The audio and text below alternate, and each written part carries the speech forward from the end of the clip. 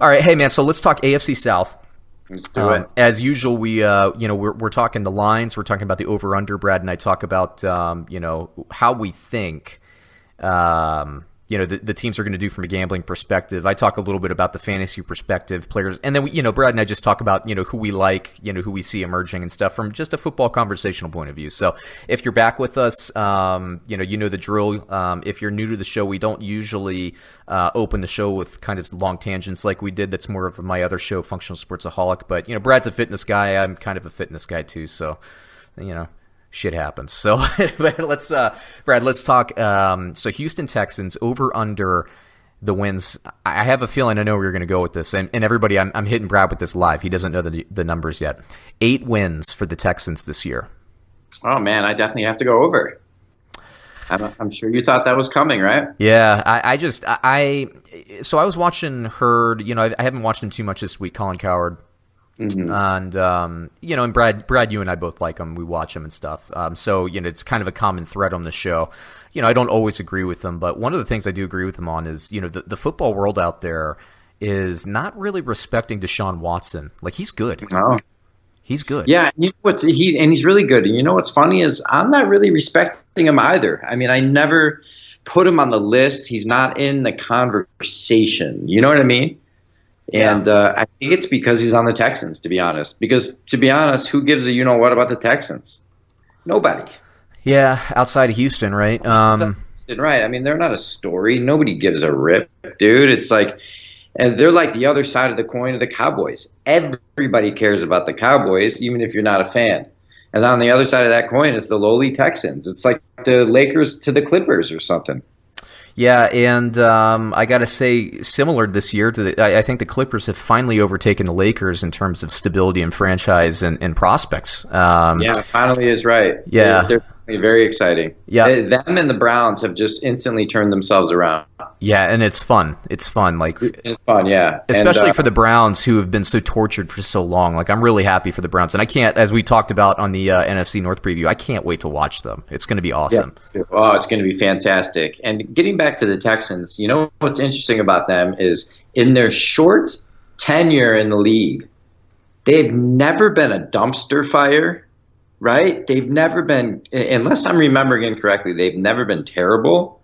And they have like a Ravens feel to me with that defense. They've always been pretty solid.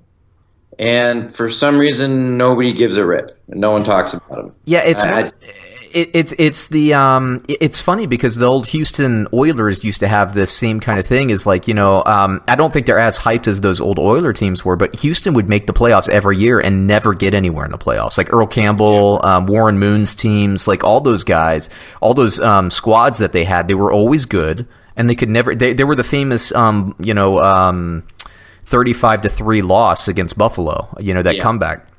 Yeah. And it is, and it's interesting, but what I do think is different about this franchise now is, when you're talking about the Texans specifically, not the Oilers, I agree with you. They've never really been a dumpster fire. The guy Kubiak, when he was the head coach there, and Kyle Shanahan, and, their offenses were good, but they had Matt Schaub at quarterback. I remember they had David Carr at quarterback for a while, who was serviceable, but not great.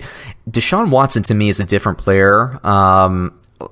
And he's done. The guy shredded his ACL like 7 games into his rookie year, and last year he was a little rusty and just was incredible with a bad offensive line. He has some Russell Wilson in him. Not that they're the same type of quarterback. I don't think they are, but just in the way of like he can elevate everybody. And then you have DeAndre Hopkins, who I think fantastic.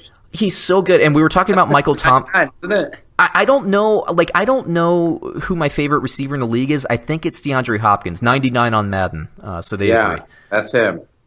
And then you got looking at their personnel, their skill personnel here. Will Fuller, who when he and Watson are on the field together, which is, it doesn't happen often, honestly, because both of them have been injured, especially Fuller. Fuller's been injury prone, but they get a touchdown like every other game or something like that. So that's crazy. I think the weakness in the offense is probably tight ends, but they don't need it. And then Lamar Miller is always kind of underrated. I guess we're talking a little bit more about fantasy here, but like I think that Deontay Foreman will get a chance, and I say this in my book. I think he'll get every chance to take over the starting job.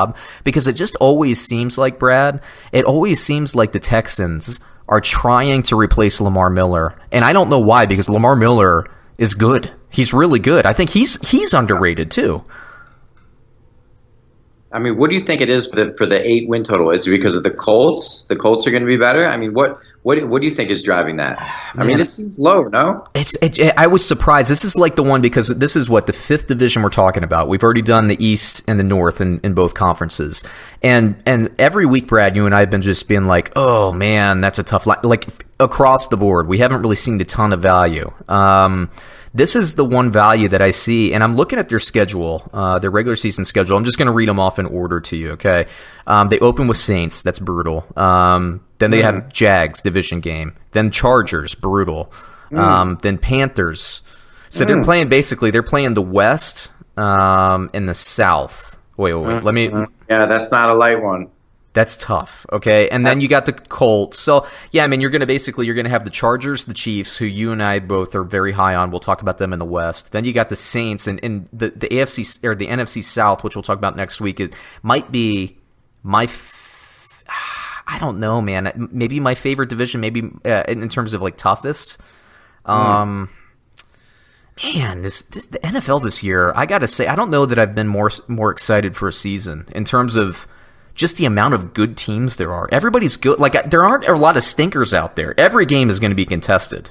Yeah, right. And even on the stinkers, such as maybe even the Jets or the Cardinals, there's a new coach and there's a new talent that gives them hope, right? Yeah. Even stinkers have this hope. Maybe Buffalo's the one place. I don't even know what's going on in Buffalo. Maybe it's just them. You know what's funny, though, Brad?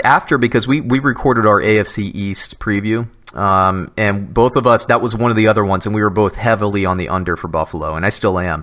But I talked to Dave Mason from Bet Online. I don't know if it was this show or Functional Sportsaholic, but I had him on like later that week, and I was asking if heavy sharp money was coming in on any team, and he said not really, other than Buffalo. Everybody's betting the over on Buffalo. I said, what?